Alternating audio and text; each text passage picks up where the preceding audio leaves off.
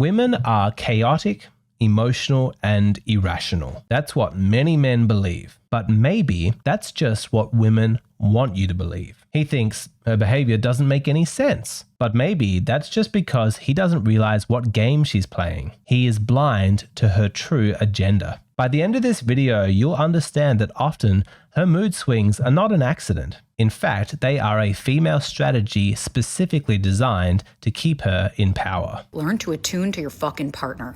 We don't want to have to explain why we're so hurt and what is so upsetting about the situation. Maybe for a second, you can just validate what your partner's going through and try to get curious and attune to their needs. So if they're telling you, hey, I really fucking need this, learn to listen and start to implement that. Okay, let's recap. He needs to attune to his partner, attune to her needs, validate what she's going through. He needs to get curious, he needs to listen, and he needs to implement. But implement what exactly? What is he validating? What exactly are her needs that he is meant to attune to? Because this is a direct quote from her. We don't want to have to explain why we are so hurt and what is so upsetting about the situation. She says that men must listen, but to what? She's not explaining what happened. She says get curious, but what does that mean? If a man sees his girlfriend is upset and he asks, what's wrong? What happened? That's him being curious. Let me explain what's happening here. Oftentimes, women don't want you to ask specific questions. They want to keep things vague. They want to avoid details. And there's a reason for this. It's not an accident, it's a strategy. You're trying to achieve clarity, trying to understand what the issue is, but she blocks your attempts. Women have a number of tactics that they will use here. There's deflection, shifting topics onto something else. There's avalanching, just bombarding a man with a huge list of things so he gets overwhelmed and he doesn't know which one to respond to. And of course, good old-fashioned emotional flooding, where she just increases the emotional intensity of the situation, works herself into such a high state of emotional upset that it makes you look like a jerk if you keep asking your specific questions. No, now because she's upset, you have an obligation to comfort her. But is any of this genuine, or are these just tactics that she is employing? Because if you look closely, you'll notice that all of them have one thing in common. They keep you distracted. Distracted from what? What is it that she doesn't want you to see? Have you ever heard that famous JFK quote? The great enemy of truth is very often not the lie, deliberate, contrived, and dishonest, but the myth. Persistent, persuasive, and unrealistic. It is very appropriate here. She's happy to distract you with small issues and little lies so that you don't become aware of the myths. She really doesn't want you to see those because in the relationship dynamic, those are the source of her power. If you are dating a toxic woman, there will be core myths, foundational paradigms that govern how your relationship unfolds that give her power over you. And of course, she does not want you to discover what these are. You asking specific questions following a specific line of inquiry, that's dangerous. If you follow it long enough, it could lead all the way back to the myths that she doesn't want you to see. So what are these myths? Well, there's probably hundreds out there. They vary from woman to woman. But in this video, I'm going to explore the 3 that are most common to a toxic woman. If you loved me, you'd just know what I need. It's okay for me to lose control, but if you do, you're abusive. And lastly,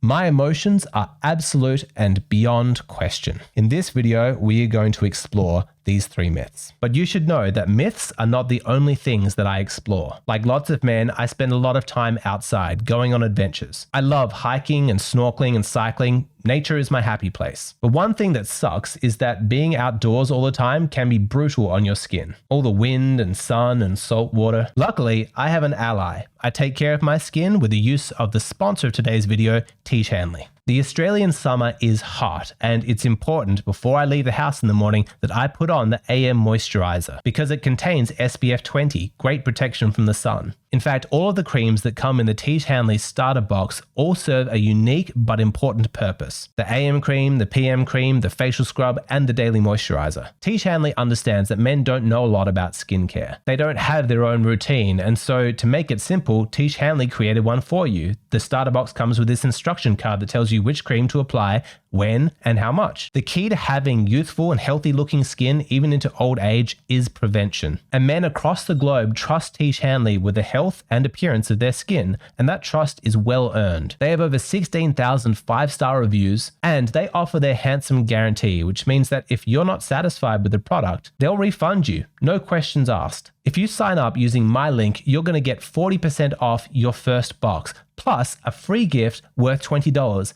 Plus, if you sign up as a member, you'll get an additional 20% off for life. It's an amazing deal. Click the link in the description box below and get started today. Okay, back to the video. You cannot convince me that we as women don't make relationships more difficult because we do not communicate our needs and we expect men to just read our minds, and when they don't read our minds, now we're pissed off. This is the first myth. If you loved me, you would just know what I need. He may not be a mind reader, but let's take a look at the list of things that most men are willing to do inside a relationship. He's willing to be patient, to ask questions, to learn and to listen, and to do what it is that she wants if she tells him what it is. And that's pretty good. This is a guy who clearly cares and is willing to put in effort, and yet many women disregard this. It doesn't matter that he's willing to do all of that. What matters is that he didn't automatically know what it is that she wants. He needs to ask questions to find out what is required of him, but the more questions that he asks, the angrier she gets. But that makes no sense. She wants him to know her, but how do you get to know somebody except through asking questions? For her to get angry at those questions is ridiculous. She is thwarting the very process that would help him deliver what it is that she wants. Instead, she demands that he just read her mind. How many times do you hear women say, "Oh, I don't want to have to tell him to go get me flowers. I want him to just know. I don't want to have to tell him why I feel upset or why I'm in a bad mood. He should just automatically cater to my emotions and fix it." For some women, this is just her way of testing him, like, how well does he know me? For other women, they're lazy and they just can't be bothered to explain what it is that she wants. They equate love with not having to put in any effort. But for many women who do this, the real reason why she doesn't want to have to explain herself is because to do so would risk exposing her irrationality. She doesn't like questions because too much scrutiny would risk the man becoming aware of the fact that the intensity of her emotions is not legitimate, that her requests and expectations are not reasonable. She doesn't want her demands to have to be rationally defended. She just wants to be emotional about them. If she just stays angry, then she never has to justify why. She can continue to feel sorry for herself and angry at you for not understanding her. This is amazing. She doesn't have to explain herself. Understand, it's a power move. It's about control. It keeps her in control because if you are expected to read her mind, you'll never win. She will always be the poor, misunderstood victim, and you will always be the one who is failing her. That is the power of this myth. It creates a permanent dynamic of guilt for him and emotional authority for her because reading someone's mind is impossible. I don't know, I just feel like you don't really care about my birthday. Yeah, I know. I could see how that would make you feel that way. Do you care about my birthday? I definitely care about your birthday. I don't know, I just feel like it's not that important to you. I don't know why you would think that, but whatever I'm doing wrong, I'll work on so that you don't feel that way.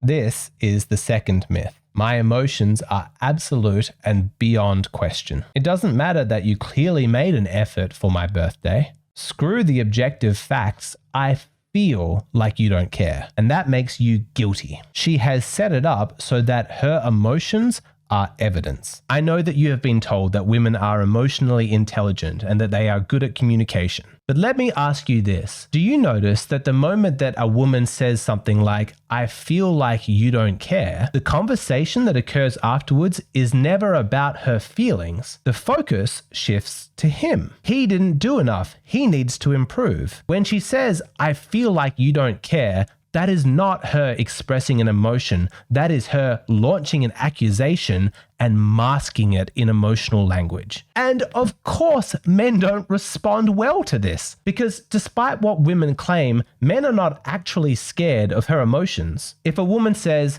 "I know it's irrational and that you put in a lot of effort for my birthday, but I have this feeling inside me. I don't know why, but I feel like you don't care. I'm sorry, I don't know where this emotion's coming from. If she's actually communicating her emotions like that, most men will have infinite patience. They will be soothing. They will comfort her. They will allow her to feel, to cry, help her figure out what belief or what trauma is operating, find out why she feels that way. Men can do that. Her emotions are not the problem. What is a problem is when she presents her emotions as though they are facts. The bare minimum in a relationship is validating someone's feelings. People's feelings can never be wrong. Their behaviors can be wrong, their interpretation, but their feelings are genuinely their feelings. I mean, it sounds reasonable. Feelings are feelings. They exist. They are there. But what she's talking about is not what men experience. What so many men actually go through is women hiding behind their emotions while launching accusations at him. Her emotions are weapons, or at the very least, shields, protecting her from any kind of scrutiny. Now, in some cases, the necessity of validating emotions is true, but it has to be done consistently and with integrity, and so many women have just blown it. They just blew through whatever credibility they might have started with, and there's no trust. A lot of men have realized that this whole validate my emotions thing, it's a trap. There's no viable path for him, because if he objects, then he is accused of invalidating her feelings. But if he validates them, then he is admitting guilt for something that he's not done, that he never intended. He can't win. This myth that women perpetuate, that her feelings are beyond question, it's so powerful. It gives them so much control in the relationship because it frees them from the need to produce any evidence. I feel it, and that's enough. And what really sucks is that it produces this incentive for her to emotionally escalate. Because if feelings are evidence, then the worse that she feels, by default, the more terribly he must have behaved. The more blame can be heaped on him. And this, of course, bleeds into our final myth. If my husband talked to me the way that I talk to him sometimes, I would be in a literal puddle. Sometimes I am so mean to that man, and he's always so kind. And I know that if he ever returned the same words and the same tone, I would cry. A small moment of silence for that poor, poor man. The myth here is that it's okay for me, the woman, to lose control, but if you do it, then you are abusive. Let me tell you that a toxic woman will do whatever she can to avoid her man finding out this myth. He cannot be allowed to discover this, because if he does, she'll be completely exposed. The double standards and hypocrisy here are just so blatant and obvious. When a woman yells, she's expressing herself. But if a man yells, he's being intimidating and controlling. There is so much cultural reinforcement for this. If we see a man angry and emotional in an argument with his wife, everybody jumps in to protect her because he's being abusive. But if a woman is emotional and angry at her husband, everyone looks at the man and thinks, what did you do? What did you say to make her so upset? Again, the man can't win. Boyfriends who win arguments are abusive, by the way.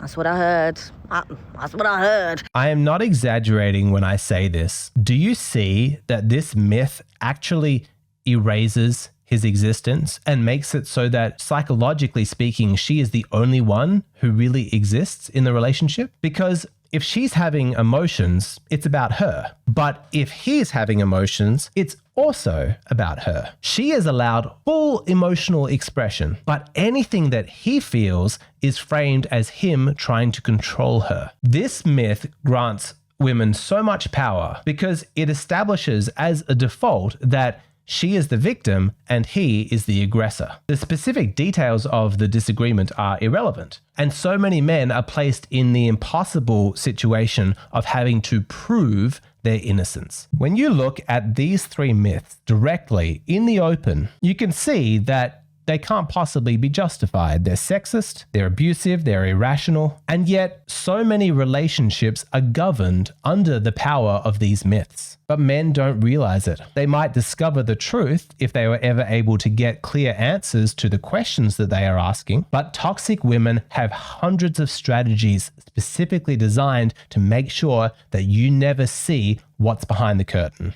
I'll return to that JFK quote. The great enemy of truth is very often not the lie, deliberate, contrived, and dishonest, but the myth. Persistent, persuasive, and unrealistic. All right, let's get practical. Let's give some advice as to what to do as a man to discover the myths that are governing your relationship. How do you make sure that you're not getting bamboozled and distracted? How do you focus on what the true beliefs and foundational paradigms are that govern how the two of you relate to each other? If this feels like it's a problem in your relationship, then you're going to benefit by watching the rest of this video. It is available on Patreon. That's where I post the extended versions of all of my videos. If you would like access, you want to watch the rest of this video, please come and sign up to my Patreon. It's a great way to support me, support the channel. I think it's incredible value for money. I'd love to have your support.